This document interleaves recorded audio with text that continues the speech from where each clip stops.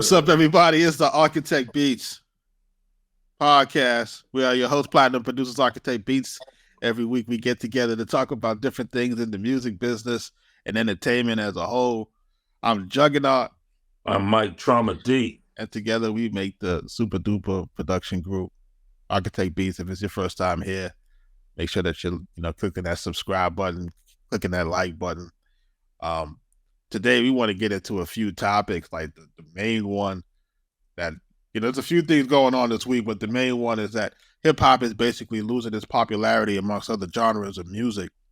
We wanted to talk about what may be causing that. And then also we want to talk about, there's recent comments from Yasiin Bey, formerly known as Mos Def, says that basically Drake's music is pop. At least to him it is. But, we want to discuss why he might be going that way. And then also, in hip hop, some more tragedies struck again. Yo Gotti's brother, Anthony Big Juke Mims, was basically shot and killed in Memphis. So we wanted to talk about that. That's been a topic on our channel for a while as far as violence in hip hop and black music. May be related in some way or fashion. But let's jump into this clip, man. I got this clip of I got this clip, man, and it's basically saying that hip hop is losing its popularity. And Mike, I want to just play it real quick so that the people can see where we're coming from with this thing. Hip hop is losing its dominance as the most popular genre, and it's actually kind of surprising the genres that are taking over.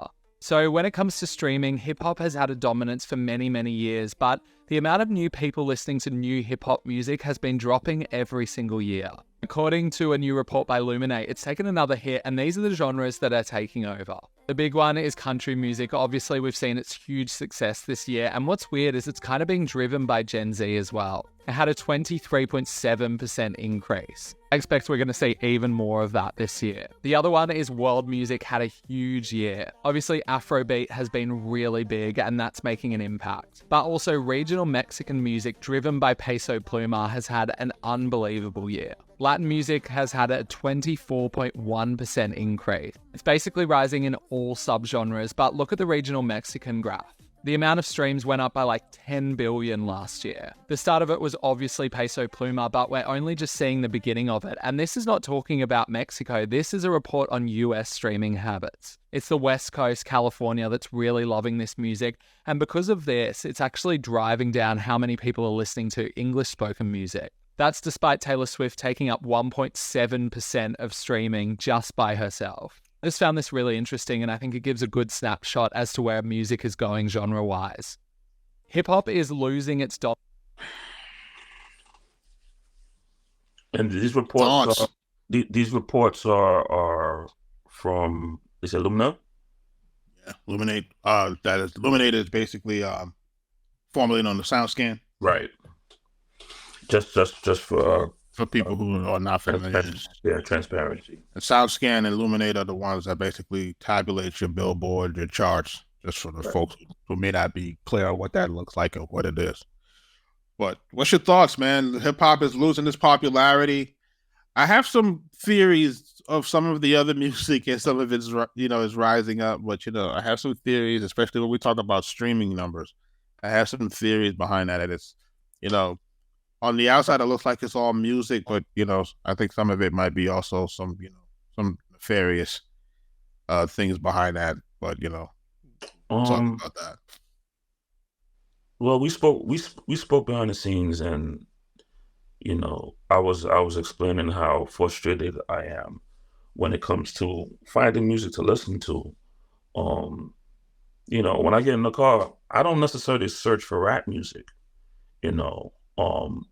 It's usually I'm looking for either I go through some of the records that we have, or doing some research on that level, checking mixes, or if I'm listening to something looking for like a good vibe, I'm mostly going to Afro beats. I'm something uplifting and feeling good and like positive vibes, or I'm mostly listening to that kind of music. So I'm not surprised if a lot of people are in that same vein. Hip hop over the last couple years have grown either very, very violent, or it's been pushing the prostitution thing a whole lot more than usual. So I'm not surprised that people are not really gravitating towards that. I'm not surprised that people don't like that low energy. You know, people are dealing with things in the economy and day to day. Things are difficult, things are challenging, things are hard, and you know, to sit there and listen to that kind of music giving off a low energy, I could see why people just don't gravitate towards it. You're thinking it's more of a content situation, but not so much more of a quality situation. I think it's both. I think it's both.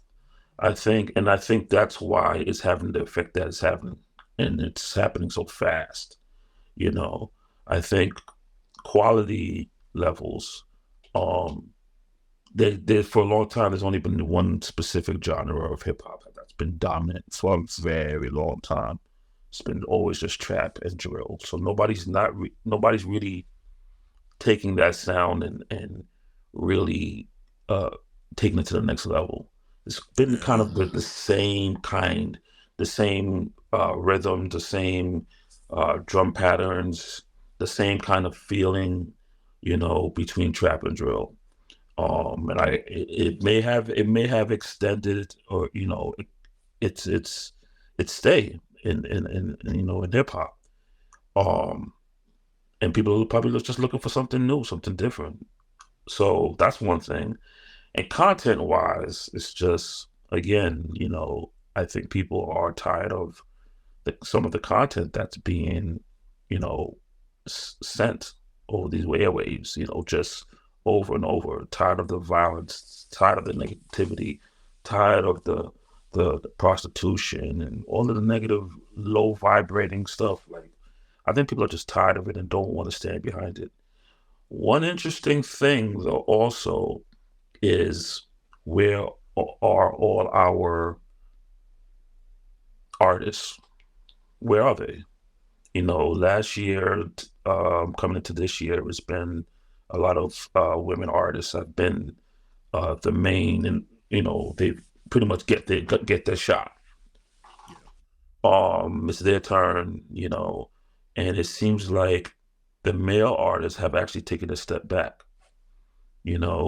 Almost like, go ahead, y'all do y'all thing. And it seems like, number one, the male artists are not, male consumers, I should say, are not really supporting those records fully. Men are not really driving in their cars listening to Sexy Red or Lotto, or all of the, yeah, men are not really, you know, pulling up to those records of those artists. And I think also a certain level of women aren't as well. You know, um, if the content is a certain content, women are going to stand behind it. Women have always felt like they've been kind of the backbone, especially in hip hop. So when you finally got the shot and you finally got the spotlight to be coming out with this type of content, women are like, nah, we've been trying to get here, and now that we're here, this is what we're rapping about. So a lot of women aren't standing behind it. They're not supporting it, and they're actually, disappointed in, what's deemed as the music or the voice of women of this era. That's a real good take, bro. I agree with that almost 100%. Is we're dealing with a situation where the music just ain't really resonating the way it needs to resonate. But it's a combination of, like you said, content. It's a little bit, too ratchet, and then the other part of it is, again, it's like the music isn't evolving. It's the same, like you said, the same rhythm, same drum, same 808s. It's really cookie cutter. Yeah. Like, if we're being 100% and honest, Nicki Minaj had a good situation, but I think you and I was talking about, like, those artists in particular, the Nicki Minaj's, the Beyonce, she's not rap, but Taylor Swift, like the ones that have strong built-in fan bases are the ones that are going to do relatively well in the marketplace. And then also, I think Nicki has a better grasp of how to make music, for a larger mass, right, or a larger audience per se. I don't even think Nicki's is even in this conversation because she's a legacy artist. She's a legacy artist, and she came her claim to fame is she came up rapping. She was spitting on bars, so she's not even being held into this. She's one of those that need to continually keep coming out with good music. Yeah, I can see the decline. The male artists. I think you and I talked about this offline. I think the male artists are kind of worried.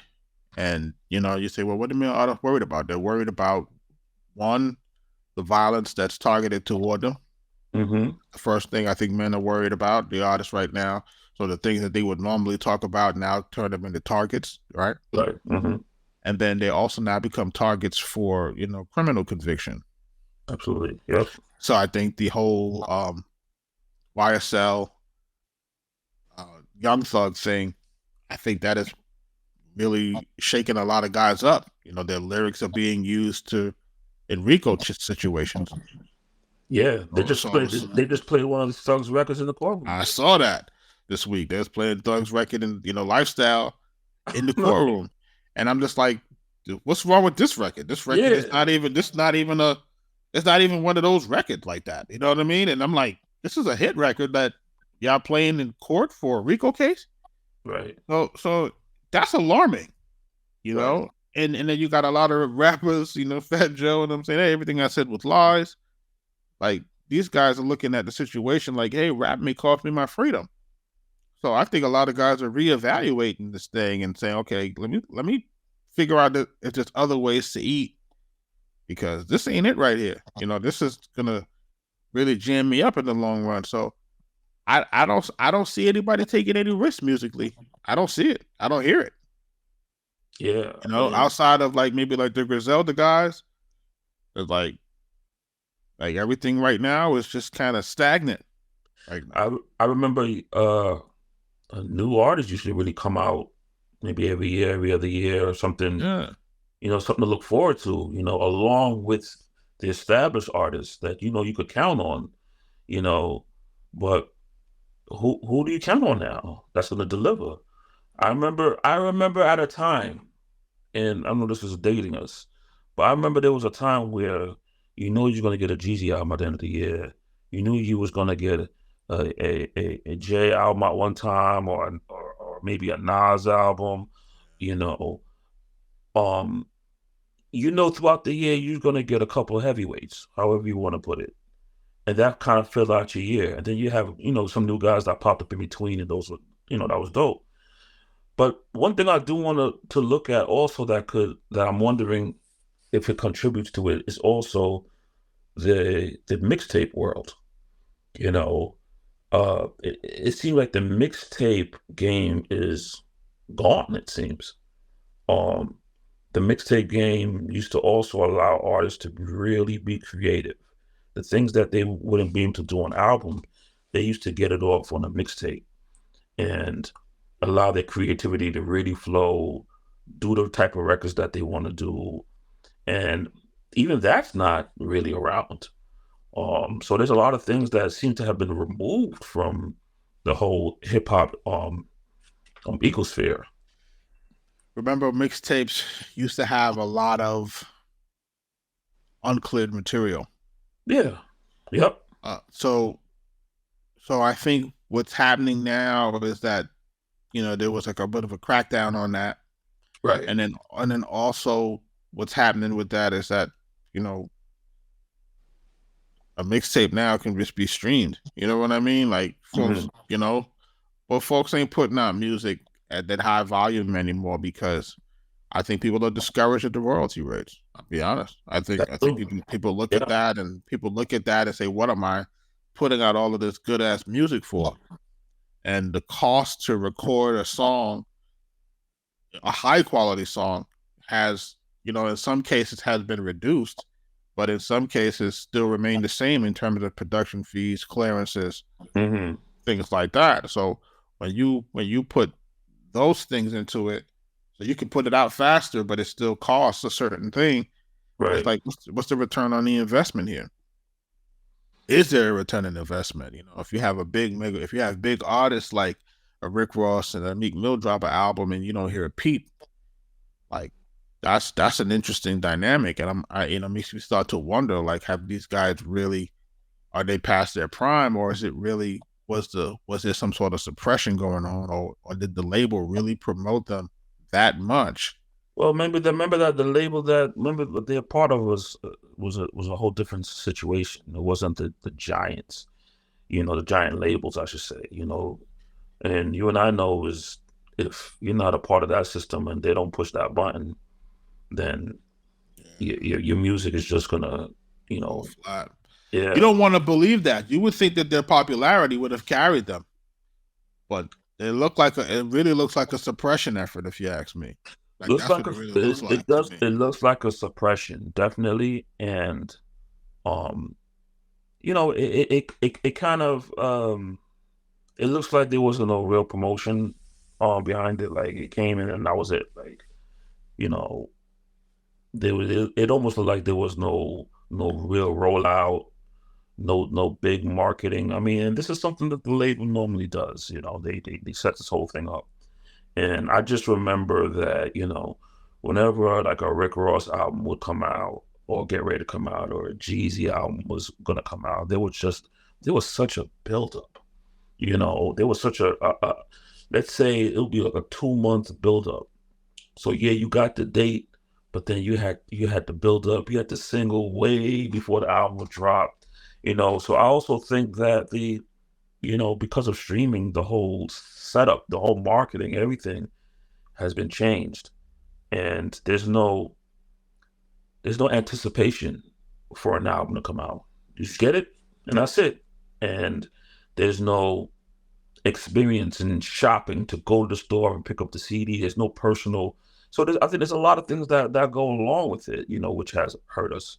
We used to go to the stores, the release date is on next week, Tuesday. You used to set your day, like, okay, I'm going to go to the store, I'm going to stand in the line, and it's going to be an event. You go in there, you grab the CD or whatever. If the person is in the store doing a signing, you get to meet the artist, maybe get your copy signed, get a free shirt. It used to be a whole day. Now it's just open your phone and you got it. You remember those days, man. A new release every Tuesday. You're lucky if you get a new album once a month here, in hip hop right now. From your legacy artists. I'm gonna say this. I'm just gonna talk off the head. Yeah. This shit is boring. And I can't put it no other way. What we see now is we've elevated a bunch of boring music, a bunch of boring producers, same shit. Construction kit. I'm gonna call them construction kit producers, construction kit beat makers, and the shit is boring. And when we look at it for what it really is, it's been mid for a long time. A lot of guys have been getting away with murder, basically putting out these beats that have just been mid for years. Like if we I don't like to keep living in this past time, but like, if you were going to get something from, say, a Pete Rock or a DJ Premier back when everything was, doing what it was doing, Easy Mo B, none of it sounded the same. Right. Like, you know what I'm saying? Like, if it was Gangstar versus J. Rule versus something like, yeah, you knew that Premier had a sound, but it didn't sound the same. Like, you know what I mean? Like, and it was like, did you hear that? Did you see how he flipped this? And you know, then when we're talking about track masters, if we're talking about this one, we're talking about this RZA, like everybody was trying to compete and up the ante. Right. Now everybody's arm in arm, kumbaya. They say, hey, we're gonna just share everybody's secret sauce, and everybody's producing the same damn gumbo. And it's like, what happened? Like, what happened to the elevation of the music? And the music doesn't get better. The beats don't get better. The songwriting stays the same. Everything is just safe and boring. And now this is what we got. We're in a situation where no one is growing and it's not evolving and the shit is stale. So now everybody's like, let's find something else to do, or we just gonna keep listening to the old shit. And that's what you find yourself doing. Like, you keep listening to the old shit. Like, you know, you see the new cast coming and you want to get into the new cast, but you're like, yo, what's going on with this beat? Why does this beat sound like the last 10 beats or the last 30 beats that I listened to? Like, why does this rhyme sound exactly the same for the last 3 albums? Also, what has happened is there's no accountability, especially for lyrics. You know, there was even an artist that said all of that stuff doesn't matter. You know, at this moment, it's all about melodies and making and how it sounds. So basically, you could mumble and stumble over the lyrics, but as long as the melody is good, then you got something. So the actual, you know, taking a pad and a pen and writing your lyrics, that's out the window. You know, there used to be a time where you have to sit down and you have to craft it and spend time saying, okay, I'm going to do this. Oh, no, that's wrong. Let me fix this. Let me say it like this. You know, let me hit it like this. Nah, this is not working for this. Let me try something else. But now it's not that. Now it's just get in the booth and whatever comes to your mind, you just say it. And okay, that's good. Double it, stack it. Okay, let's go. And I think that has been harmful for the culture. You know, just going in and saying anything without any real thought. You know, this is something, consider this a sport where you need to practice. You need to study, take the time and practice to make sure that you can perform at best. And that's not what's happening. Nobody's in the gym like Kobe. Nobody is doing, you know, checking the tapes and looking out, okay, what's that person doing? What's that person? I remember when I was first getting into this game, I remember going to an audio engineering school. And one of the assignments they gave me was to name 3 music producers and what is their sound. You don't have that anymore as a sound. I remember Eric Sermon had a very specific funk bass line.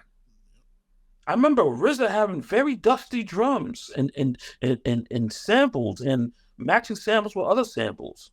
I remember Havoc having a very unique sound, real dark, but you know, that bass line was, you know, that's Havoc, that's Eric Sermon, you know, that's RZA, that's Dr. Dre, you know, that's gone. You put on a record these days, you don't know who produced it, you don't even have an idea. It just sounds like, oh, it might be the next guy, it might be the next guy. So I think the combination of there's no identity in production and there's no accountability in lyrics. I think those two also hurt what's going, you know, why it's boring. But I also would challenge and say that songs used to have meanings. Like, songs used to be about something. Like, you used to have a song that used to be about something. And now you don't see that too often. Like, like what is this song about? What emotion is this song supposed to be trying to invoke? Like, what is it supposed to do for us? You know what I'm saying? Even in the situation, if I say, okay, if I'm complaining about maybe say a Sexy Red record, but at least I understand what this record is about, right? This record is about Pound Town. This is what that record is about. Whereas a lot of these other records, like, what are these records even about? What's really the context of it? What's the theme? What's the theme? It doesn't have anything. And then also it's like, okay, where do we consume this shit? Barbecue music? Car music? Like, what is it? Is it, like, what are we trying to convey through this music? Like, it's supposed to be some sort of transmission of some sort. Like, you know what I mean? Like, it's not, that's not happening right now. So it's like, where's the connection to this shit? It's like, it's no connection. If somebody said New York State of Mind and the man is talking about what he's talking, there's the connection. Hey, you got to know the ledge. This is what it is. If J. Cole is talking about some things, like, these songs are having connections. They're connecting. If it's Kendrick, if it's Drake. So the great ones are the ones that are going to be legacy artists. They understand that you have to convey some sort of goddamn messaging. Like, it's not just get in the booth and say whatever pop into your fucking head. Like, the shit is just, it's ridiculous. Yep. It's ridiculous at this point. So it's like, and back to the production, mid-level production, man. Guys getting away with murder, man. Top-level guys, you guys getting away with murder. Yeah. I'm not calling you guys names out, but you guys know who you are. You guys been giving away these mid-level beats for a long time, getting away with murder, hiding behind the labels and the playlist button pushers and the bots, getting away with murder. You guys' music has been trash. And what you guys have been doing, you guys have been able to be the beneficiaries of new technology, timing, and button pushing. But what also, man, it's almost a catch-22 also, because all of these artists and producers, like, that's in position, we also look at our peers for inspiration as well. We also look at them and be like, okay, what did you do? And because I remember listening to a lot of people's stuff and be like, oh, that's dope. How'd you do that? And then they'd be like, well, what if you did this, but did that instead? And then I would take a little bit of that, flip it, add on our own little thing, and it'd be something else. And then somebody else would hear it, but yo, how did you get the bass to sound like that? How did you do that? Or why did you do that? And they're like, oh, and then it'll inspire them to do something else and take that and take it to that's not happening anymore. That's not happening. That was the leveling up. That was us listening to other producers, right? And I don't know if people have watched this podcast before. We've admitted to this. When Mike in the label days, Mike would bring home copies of these beat tapes of different producers that were basically shopping to the label. No ID being one of them, one of my favorites. And you would listen to this stuff and you would be like, my God, like, what is this guy doing? And you had to reverse engineer it. You couldn't get it to sound like his shit because, of course, you didn't have his equipment or his sounds. Right. But you had to find a way to compete in this type of marketplace. And I don't really see that really happening. It's like it's all the same. Like, it's all the same. It's like we're all using. It's like, yeah, I know we're using the same program, but damn, we can't use the same program. Like, everybody had an MPC, but everybody didn't use an MPC the same way, if that makes sense. But then everybody didn't have access to an MPC, so because it's still cost. For the ones that had those, it's still cost. So the cost, the entry was one thing, like, because it costs a certain amount of money. There's only a certain amount of people who get it, and even once that, everybody used their machine different. But that's the thing with the FL Studio. It's like we have FL Studio, and everybody uses it the same way. Yeah. Especially in hip hop. Like, I can't really speak for other genres, But in hip hop, we're using it the exact same way. I don't know if we're watching all the same YouTube videos. I don't know what it is, but we're using this shit the exact same way, where we got a powerful piece of software that's supposed to really be evolving music. Like, it's so powerful. It's supposed to be really making music evolve, and it's not doing that. And I don't know if it's because of the collaboration, everybody's feeling safe. I don't know what it is. If it's collaboration and not enough competition, I don't know what it is. But it's not moving the needle forward. And it's going to cause the decline of the genre. You know, we talked about that being one, the content. We said that the content was going to be bad. We said two, the production was not evolving, right? I'm hearing the Afro beats. That production is evolving. That production is improving. Yep. Right? If we're going now to Latin music, at one point, remember, it kind of stagnated a little bit. Reggaeton kind of kept was still kind of the same. It started to evolve again. So now that it's evolving again, it's starting to get more market share. What do you guys expect to happen? It's like if the music doesn't get better, it doesn't continue to grow. That's really the reality of the situation. And I think we're at a point where our music isn't getting better. It was too violent. People started to turn their back on it because of all of the murders. People got tired of it, you know? And now, you know, cause we're talking about the murder now, you know, what happened with Yo Gotti's brother, you know, and there's alleged target, you know, different type of. This is not cool, man. And what we're trying to say, what we've been saying, is that, you know, this is the only genre of music that has to, you know, witness so much loss. Like, you know, the people connected to this genre seem to just, you know, take these type of losses over and over again, and we're kind of tired of it. And condolences to him and his people, Yo Gotti and his family. You know, the loss of a sibling is like terrible. Like, you know, I can attest, and it's terrible. It's one of the worst feelings that you could ever have.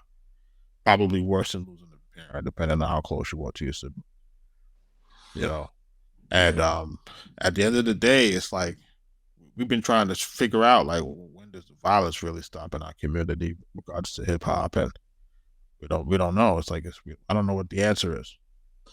Well, the music is, you know, as always, reflective of the community, and then it 360s right back in, you know. So it's like the music will reflect, it'll tell the story of what's going on in our neighborhoods, but then it'll take that same news, the same information, and retarget it back to the same people in the community as this is the way it is, or this is what it's supposed to be, or, you know, sort of like, be proud of this. You know, you live in these communities, be proud of this, be proud of that, you know. So it's the music has been a catch-22. It's been something that's helped a lot of people get careers, get out of these neighborhoods, get out of bad situations, given jobs and hope and jobs, and allowed families to have nice new homes and stuff like that. But at the same time, it's also hurt the community. Let's be for real. You know, it's influenced a lot of kids growing up, seeing these artists, thinking, okay, this is what I have to do, or this is how I have to behave, or this is how I have to walk, this is how I have to act, this is how I need to talk, this is how I need to dress, this is how I need to walk. Like, no, you don't necessarily gotta, you know, you don't gotta do that. You don't gotta be like that. And, you know, we put so much on artists. You know, we put so much on artists, and we expect them to be leaders. We expect them to be politicians. We expect them to be like relationship advice. We expect them to be financial gurus. We expect them to be all of these things. And a lot of times it's just, they're actually the wrong people to be following in those areas. You know, so artists, a lot of times these artists are just regular guys from the neighborhood that are talented and put some words together, or getting a good melody, and they got a deal, you know. And just because they got a deal or $1 million does not necessarily mean that all of a sudden that they should be the politician of the hood, that it should be all of our voices, that they know what's right from wrong and they know best. And we hold a lot of artists like on a high pedestal, but they don't know either for the most part. They don't know, you know, and we go and have our children follow them, and that's, you know, that's just creates more issues, more problems in our community. It's really unfortunate. I'm looking at this situation. I'm like, this is unfortunate. And the new year's just starting. You know, I know last year we did a little bit better in terms of, you know, kind of not really experiencing too much like high profile hip hop loss. Right. But it's like, you know, I want the folks to stop the violence, man. Like this joint is just, they laughing at us, bro. And I think that's probably the main thing, is that they laughing at us, watching us destroy each other. Like they're laughing all the way to the bank. I mean, it's at this point, it'd be sounding cliche too. Like, stop the violence, stop this. And it's much more difficult, and it's much harder than it sounds, because there's environmental things going on, and there's certain powers that's controlling and infecting and influencing. So we ain't gonna get up here and be on some, hey, stop the violence, and thinking that's realistically that's really it. Yeah, you know. It's but like it's like the water's already tainted.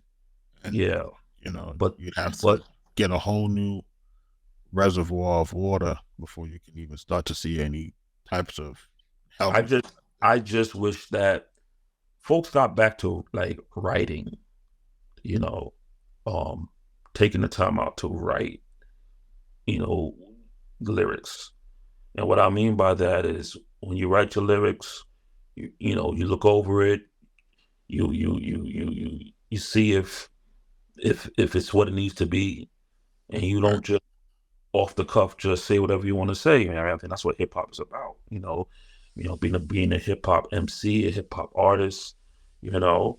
And I get it, everyone has their own definition for what a hip hop artist is, but you know, that's one of the fundamental aspects of being a hip hop artist, is lyrics, being able to have lyrics, being an MC, being able to put words together, thoughtful words, and saying something that's going to resonate with each consumer. While you're on the subject of hip hop artists, you know, Yasiin Bey, the artist formerly known as Mos Def, had this to say about Drake. I wanted to get your take on it. Why are you doing this to me? Drake is pop to me, in the sense like, hold on, like, is Drake hip hop? Why are you doing this to me? Drake is pop to me, in the sense like, if I was in Target in Houston and I heard a Drake song, it feels like a lot of his music is compatible with shopping. She had the last she had to different.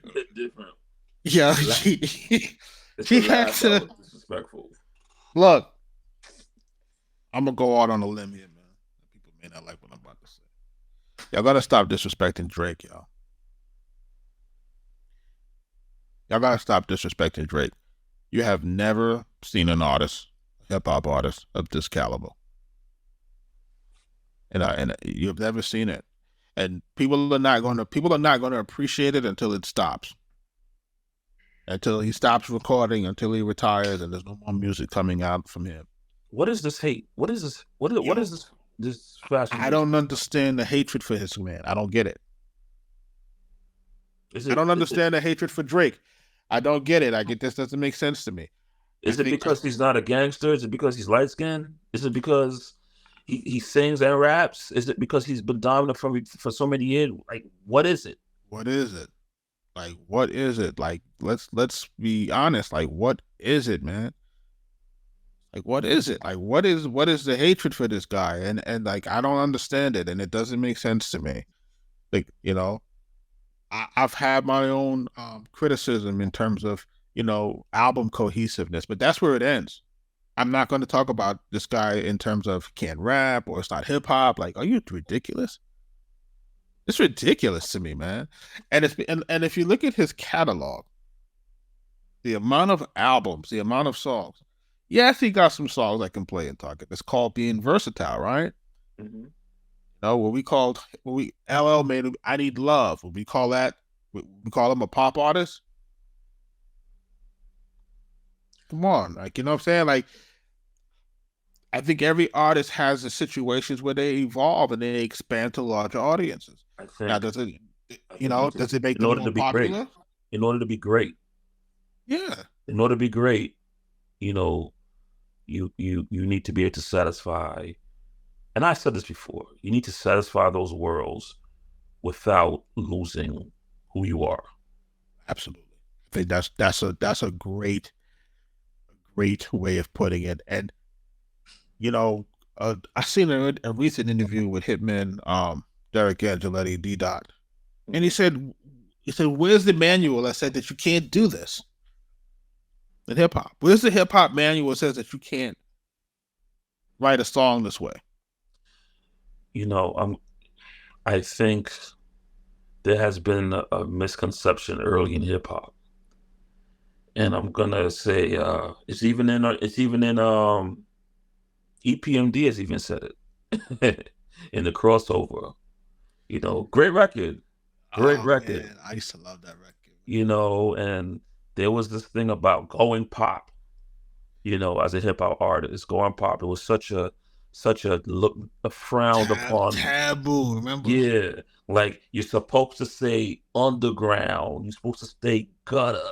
You're supposed to stay deep rooted here, and it was such a thing. But it's grown. Hip hop has grown, and it has made different subgenres as well. Let's be for real. If hip hop didn't get popular, it wouldn't have created the opportunities that is created for so many of us. It wouldn't have lasted 50 years, people. Like, this is the reality of it. It couldn't last 50 years being underground, bro. It just couldn't. There was no money in there was no money in the ground. Thank you. Sorry. You can't sustain it. Like, that's the reality of the situation. There's no way for you to make an ecosystem based off of this. Yeah. It needed in certain aspects, certain parts of hip hop needed to be popular to even fund some of the underground stuff. If you want to be for real. And listen, Drake's catalog has enough music to satisfy both worlds. Enough features, enough lyrics to satisfy both worlds. I just think that folks need to lay off of this guy.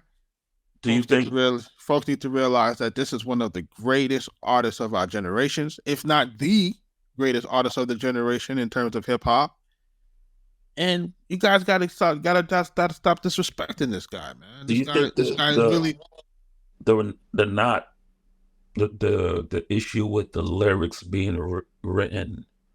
Do you think that was a part of the hate, or that was an issue of him, quote unquote, not possibly writing everything?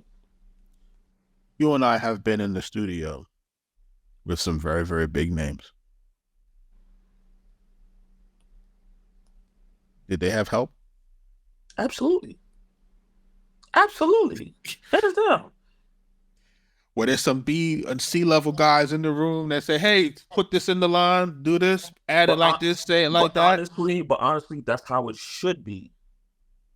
If you want your music to be, you need to look around the room and get some opinions, get some, like, does this sound right to you guys? Some feedback. Did I hear that right, or I need to go back and do it again?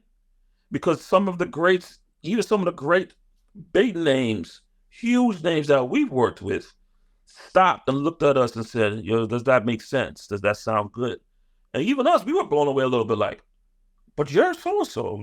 You're asking us? Well, if you're going to ask us, okay, we're going to give you a piece. Okay, now that we have this relationship, yeah, we're gonna put in our 2 cents and make sure that this is a collaboration, and that when it comes out, it works. All of our names are attached to this. We want to make sure this thing is good, makes sense, and it does what it needs to do. So yeah,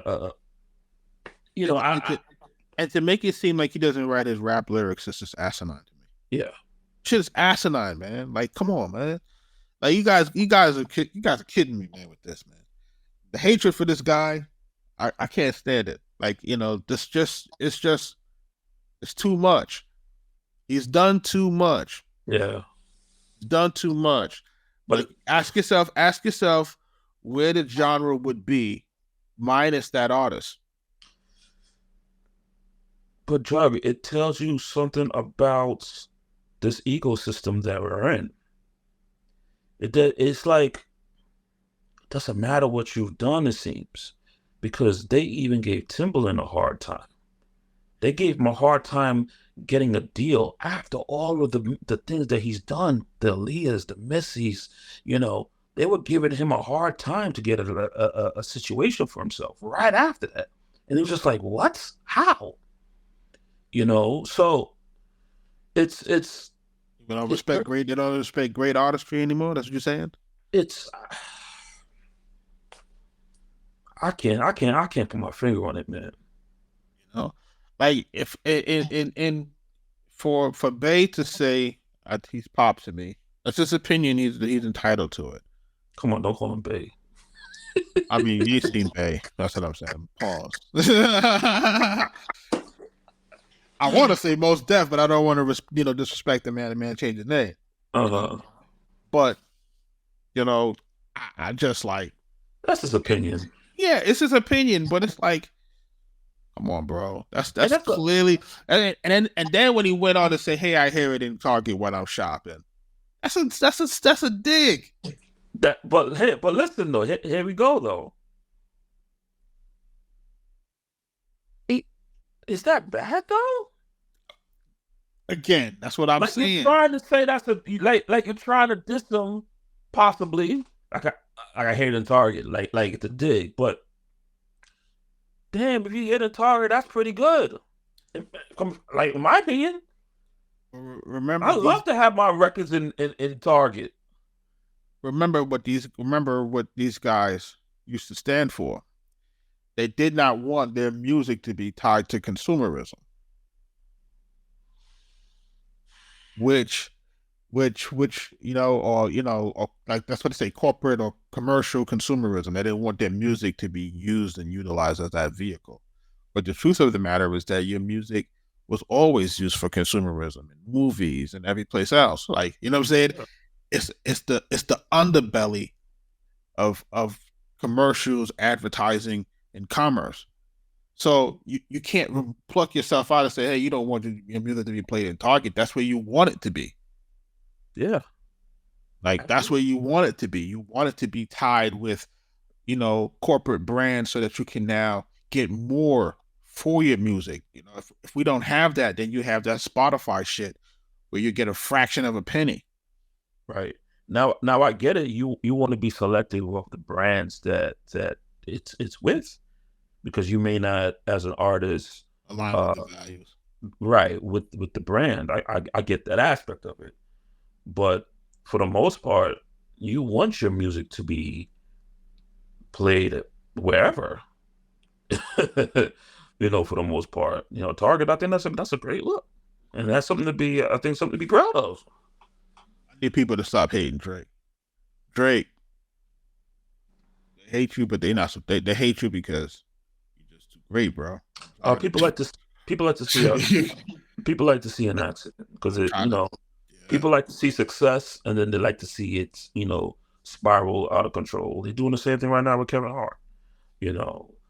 But that's perpetuated by that Cat Williams. They just dislike people, no matter how good they are, what they do for their communities or whatever they get back.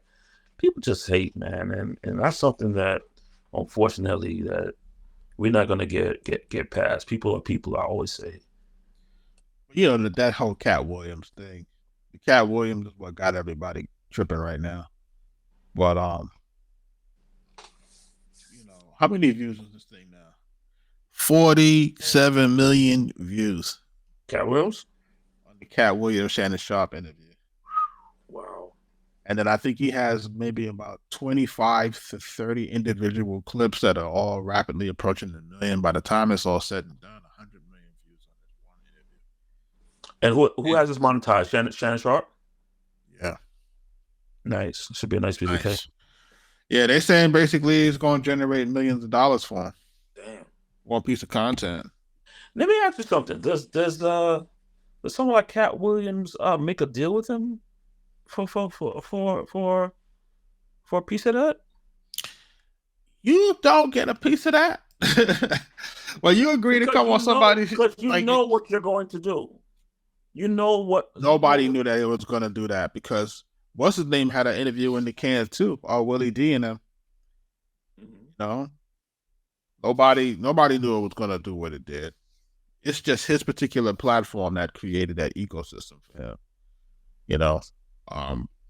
I just hope that, like what we talked about last week when we said that we just hope that he's able to leverage it. I know that he has his own tours and stuff going on, but I'm hoping. Yeah, because I know even Kevin Hart got some things coming out, so and even Mike Epps was like, talk about me, because he needs something to come up. I seen Brandon, what's that guy named? Brandon T. Jackson talking about that thing. He was like, yeah, like my followers went up and all these different type of things. Like, you know what I mean? Like when I think about it, I'm like. And then the internet with the Cat Williams memes. Oh, with man. the Steve Harvey and all of that is just. I really love the Family Feud one. Hilarious, man. Hey, this is what it is, man. And hey, folks, the Arkatech Beatz Music podcast is basically brought to you by our books. We have to always plug this in. Songwriter's Guide to Song Registration, The Musician's Guide to Music Copyrights, The Musician's Guide to Music Publishing, and The Ultimate Guide to Forming Your Own Music LLC. Those are available now at arkatechbeatz.com. Make sure that you are up. You are paying attention. Also, we do have a new music promotion that's going to go on. So that's going to be coming out as of Tuesday.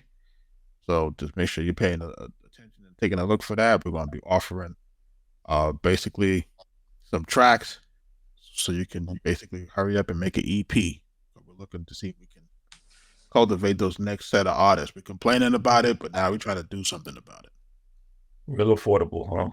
Yeah, we're going to make some. We're going to put some music out for folks to be able to use, and let's see if we can change the trajectory of this hip hop, man. It's just like it's crazy right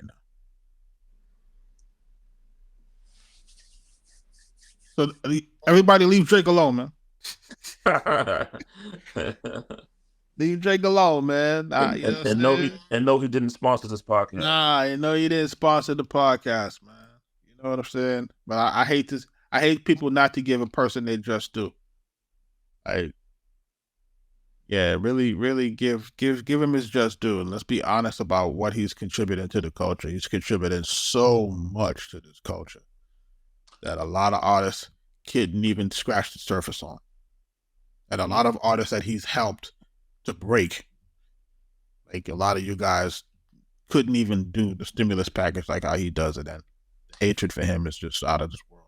I don't understand it. Did you see the interview with Big Daddy Kane? Yes. And he was talking about how he was complaining about the production, and then he said he had to take accountability because he was rapping like he was still in '88 and wasn't evolving. It happens.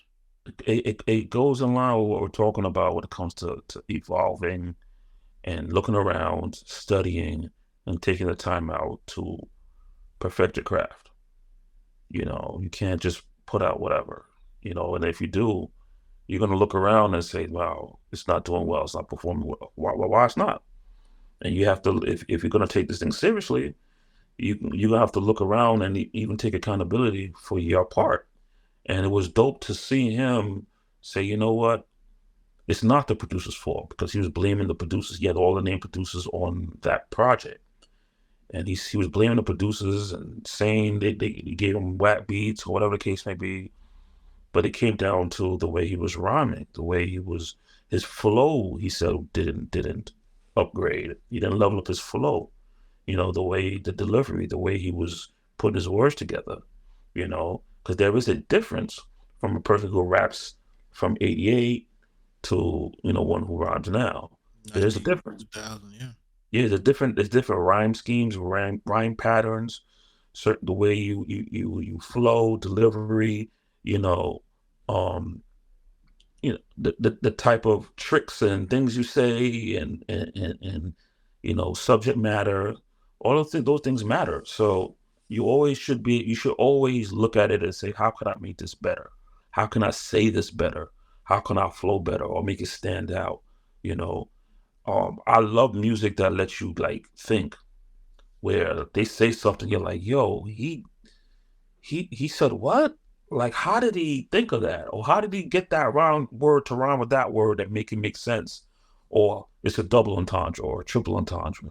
Like, he said this word, but it means 3 different things, and all those 3 things works for the actual bar, So, and shout out to Drake, he's dope with that. Shout out to Hove, he was always good with that, and J. Cole, excellent with that as well.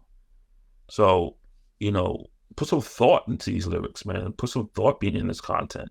And if you're making beats, put some thought in making beats, man. Try different things. I heard a beat the other day, and it had no snare. Like, and I was like, oh, and it came off real dope. And I was like, man, we haven't done that in a while. Or heard a record that sounds good and this doesn't have all of the elements that you would normally have. Like just doing some standout, out the box stuff. RZA sometimes didn't even use drums for a record.